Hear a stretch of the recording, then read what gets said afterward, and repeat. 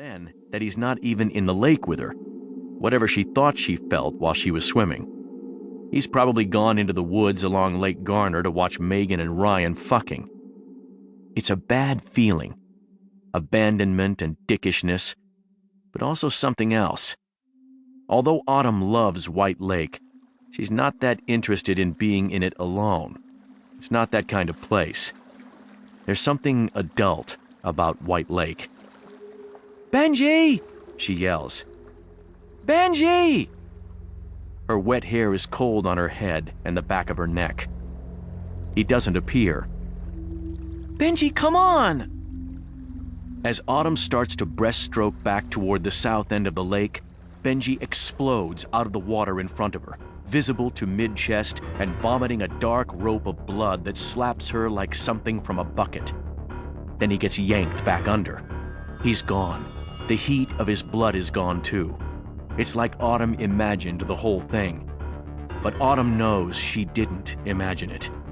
That what she's just seen is something terrible and permanent. And that might be about to happen to her.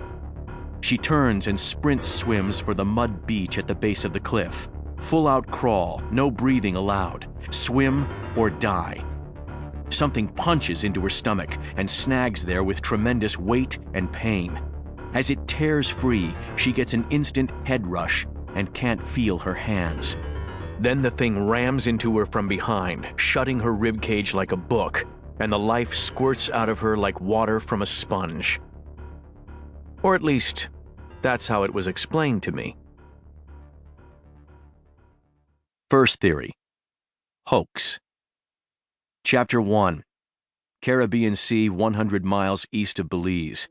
Thursday, 19 July. Ishmael, call me, is all the telegram says.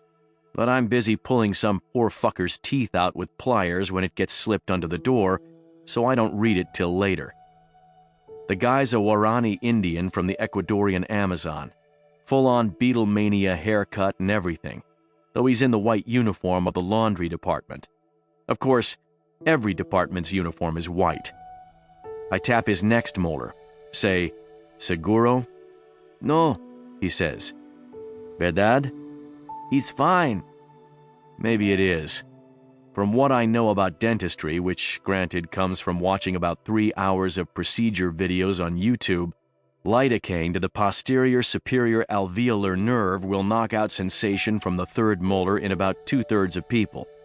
The rest will need another shot, to the middle superior alveolar, or they'll feel everything. I assume any actual dentist would just go ahead and give both. But that's the kind of thinking that caused me to use up all the lidocaine in the crew clinic in the first place, and almost all the lidocaine I've been able to steal from the passenger clinic. So now I have to tap and ask. And a lot of my patients are too butch or just too polite to admit they're not numb.